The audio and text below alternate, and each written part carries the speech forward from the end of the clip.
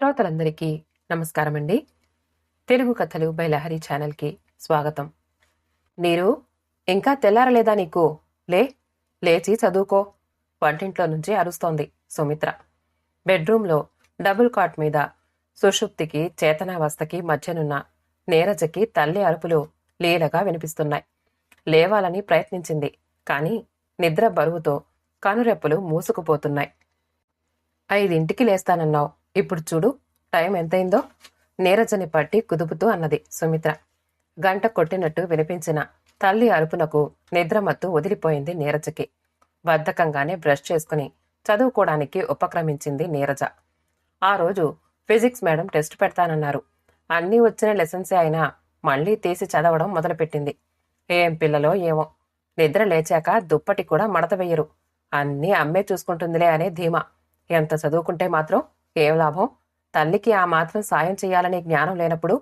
పుస్తకం ముందేసుకున్న నీరజకి బెడ్రూంలో నుంచి తల్లి సాధింపు వినిపిస్తూనే ఉంది. తల్లి అన్నది నిజమే, తల్లికి సాయం చెయ్యాలనే ఉంటుంది. అలాగని ఎప్పుడైనా సాయం చెయ్యబోయినా నీకెందుకే ఇవన్నీ, పోయి చదువుకో అంటుంది. మళ్ళీ తనే నీకు ఏ పని చేత కాదు అంటుంది. ఎలా అర్థం చేసుకోవాలి అమ్మని అని ఆలోచిస్తూ ఉండగానే, నీరు, ఇదిగో ఈ హార్లిక్స్ తాగేసి చదువుకో, టేబుల్ మీద హార్లిక్స్ గ్లాస్ ఉంచుతూ అన్నది సుమిత్ర. అబ్బా, ఈ హార్లిక్స్ అంటేనే నాకు వాంతొచ్చినట్టుంటుంది, కాఫీ ఇవ్వరాదు, మొహం అదోలా పెట్టి అన్నది నీరజ. నీలాంటి చదువుకునే పిల్లలు హార్లిక్సే తాగాలి, కాని నాకిష్టం లేనిదే ఎలా తాగను మమ్మీ? చూడు నీరు, మనకిష్టమైనవన్నీ మనకి మేలు చేయవు, మనకి మేలు చేసేవన్నీ మనకు ఇష్టం ఉండకపోవచ్చు. అయినా చిన్నపిల్లవే, ఇప్పటినుంచే నీకు కాఫీ ఏంటి? హార్లిక్స్ తాగి బుద్ధిగా చదువుకో, కోపంగా అన్నది సుమిత్ర. నేనేం చిన్నపిల్లని కాదు, ఇంటర్లోకొచ్చాను, నాకు ఇష్టాలుంటాయి, విసుగ్గా అన్నది నీరజ. తల్లి తనని మరీ చిన్నపిల్లని చేసి మాట్లాడడం నీరజకి ఇష్టం ఉండదు. అవునే, నువ్వు చాలా పెద్దదానివైపోయావు, ఆ సంగతి తెలుసుకోలేక నువ్వింకా చిన్నపిల్లవే అనుకుంటున్నాను నేను. రేపటినుంచి 2 పూట్ల కాఫీనే తాగుదుగాని, గట్టిగా కోపంగా అన్నది సుమిత్ర. అబ్బా, పొద్దున్నే మొదలైందా ఇద్దరికీ గొడవ? అప్పుడే అక్కడికొచ్చిన రామకృష్ణ అన్నాడు.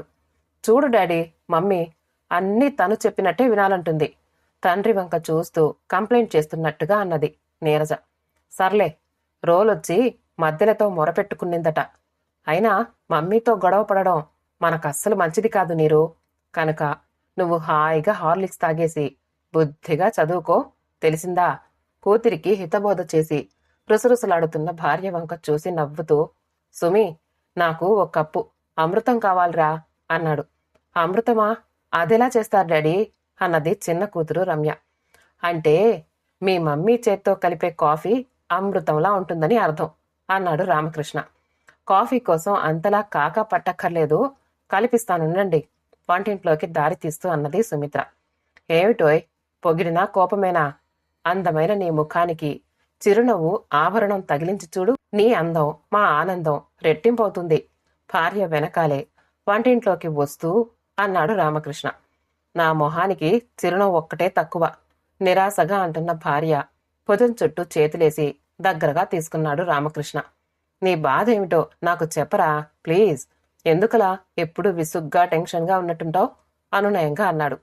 ఏమండి, మీ ఫ్రెండ్ రామనాథం లేడు? వారం రోజులు సెలవు పెట్టి ఫ్యామిలీని తిరుపతి, బెంగళూరు తిప్పి తీసుకొచ్చాడట. వాళ్ళు భలే ఎంజాయ్ చేశారటండి. అర్థమైంది రామకృష్ణకి.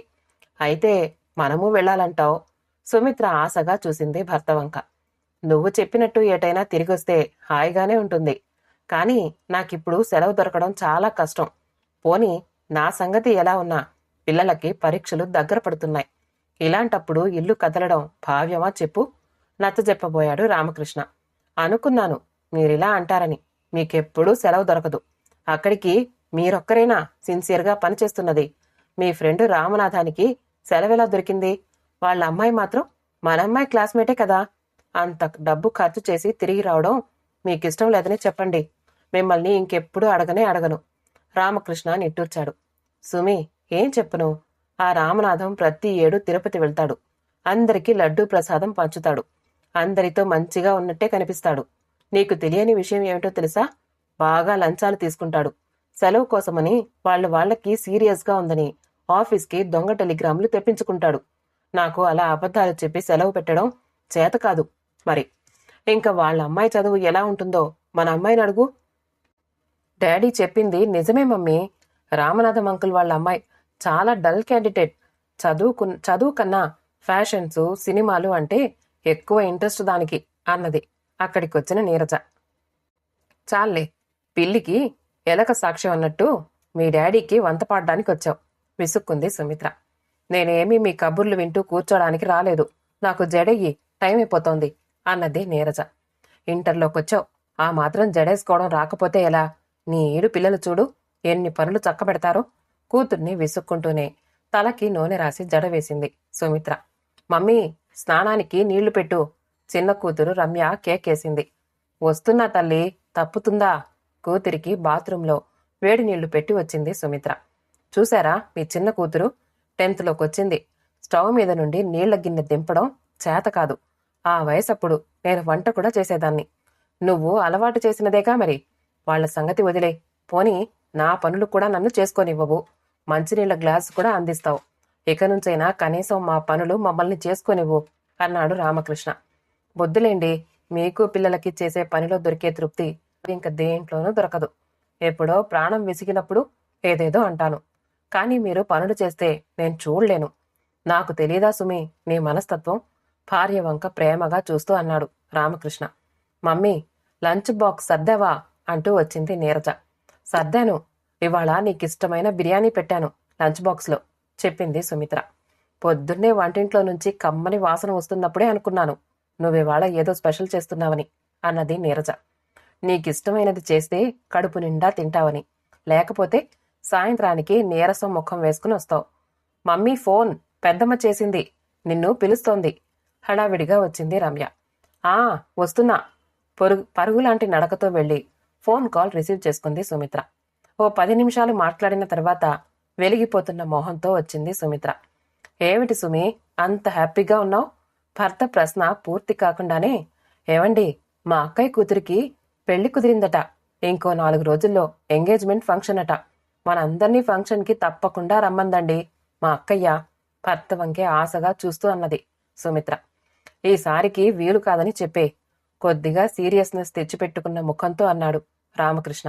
అంటే ఈ ఎంగేజ్మెంట్కి రాము, నీ కూతురికి మళ్ళీ ఎంగేజ్మెంట్ చేసినప్పుడు వీలు చూసుకుని వస్తామని చెప్పాలా? ఇంకా సీరియస్గానే అన్నది సుమిత్ర. పెద్దగా నవ్వేశాడు రామకృష్ణ. నీకు జోకులు బాగానే వస్తున్నాయి. ఇది ఎంగేజ్మెంటే కదా. అంటే పెళ్లి ముందు చేసే ఓ చిన్న ఫంక్షన్ అంతే. దీనికోసం ఇప్పుడు అంత దూరం వెళ్లడం అవసరమా చెప్పు? పెళ్ళంటే ఎలాగో వెళ్ళక తప్పదు అనునయంగా అన్నాడు రామకృష్ణ. మా బావ చాలా దర్జా మనిషండి. ఖర్చులకి చూసుకోడు మీలాగా. ఎంగేజ్మెంట్ కూడా పెళ్లంత ఆర్భాటంగా చేస్తాడు గొప్పగా అన్నది సుమిత్ర. చూడు సుమి, లోకో భిన్న రుచి అన్నారు. ఈ లోకంలో ఒకరికి ఇష్టమైనది ఇంకొకరికి ఇష్టం ఉండకపోవచ్చు. కొందరికి ఆర్భాటం ఇష్టం, కొందరికి సింపుల్గా ఉండటం ఇష్టం.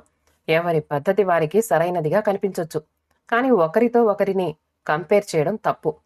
తప్పైంది మహాప్రభో, ఇంకెప్పుడు మిమ్మల్ని మా బావగారితో కంపేర్ చెయ్యను లెంపలు వేసుకుంటూ అన్నది సుమిత్ర. సరే, ఈ తప్పుకి పరిహారం రాత్రి చెల్లిద్దు గాని నేనింక ఆఫీస్కి బయలుదేరాలి నవ్వుతూ అన్నాడు రామకృష్ణ. అందరూ బయటికి వెళ్లిపోయాక ఒంటరిగా మిగిలిపోయింది సుమిత్ర.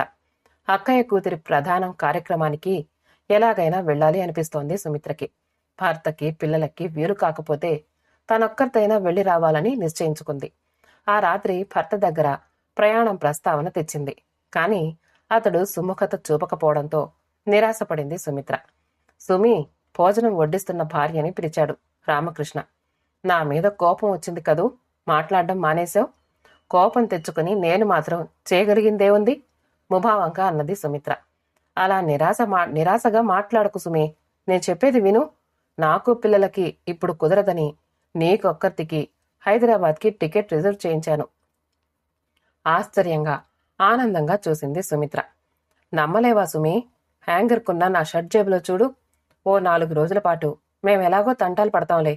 నువ్వు మీ అక్క వాళ్ళింట్లో హాయిగా గడిపిరా.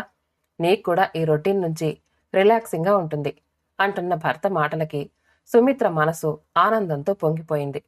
ఆ రోజు రాత్రికే బయలుదేరాల్సి ఉండడంతో హడావిడిగా బట్టలు సర్దుకుంది. ఆ రోజు రామకృష్ణ త్వరగా వచ్చేశాడు ఆఫీస్ నుంచి. నేను వచ్చే వరకు హోటల్ నుండి క్యారియర్ తెచ్చుకుంటారా? ప్రయాణానికి అన్నీ సర్దుకోవడం అయ్యాక భర్తని అడిగింది సుమిత్ర. అక్కర్లేదు మమ్మీ, హోటల్ భోజనం అంటే ప్లేటు 40 రూపాయలకి తక్కువ ఉండదు. మా ముగ్గురికి రోజుకి 120 అంటే చాలా ఎక్కువ కదూ. నాకు అన్నం వండడం వచ్చు. నువ్వు చేసిన ఊరగాయలు ఎలానో ఉన్నాయి కదా, వాటితో కాలక్షేపం చేస్తాంలే అన్నది పెద్ద కూతురు నీరజ. నీ అంత బాగా రాకపోయినా నాకు కాఫీ కలపడం వచ్చు మమ్మీ. డాడీకి నేను కాఫీ కలిపిస్తాలే భరోసా ఇచ్చింది చిన్న కూతురు. నువ్వు లేకపోతే మాకు ఇబ్బందే కాని ఎలాగోలాగు మేము మేనేజ్ చేసుకుంటాంలే. మా గురించి ఊరికే బాధపడకు ధైర్యం చెప్పాడు రామకృష్ణ. సుమిత్ర మనసంతా ఏదోలా అయిపోయింది. ఇంతమందిని ఇబ్బందికి గురిచేసి తానిప్పుడు ఆ ఫంక్షన్కి వెళ్ళకపోతేనే అనిపించింది. అసలు తానెప్పుడు తనది 4 గోడల మధ్య బందీ అయిన జీవితం, రొటీన్ లైఫ్ అని అనుకుంటూ తన గురించే ఆలోచిస్తూ బాధపడుతుంది. కానీ పాపం పిల్లల స్కూళ్ళు, కాలేజీలు, వారి చదువులు అవి మాత్రం వాళ్ళకి రొటీన్ కాదా?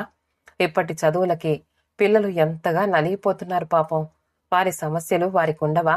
తన సంతోషం కోసం వీళ్ళు ఇంటి పని చేసుకునే అదనపు బాధ్యతని తీసుకుంటున్నారు.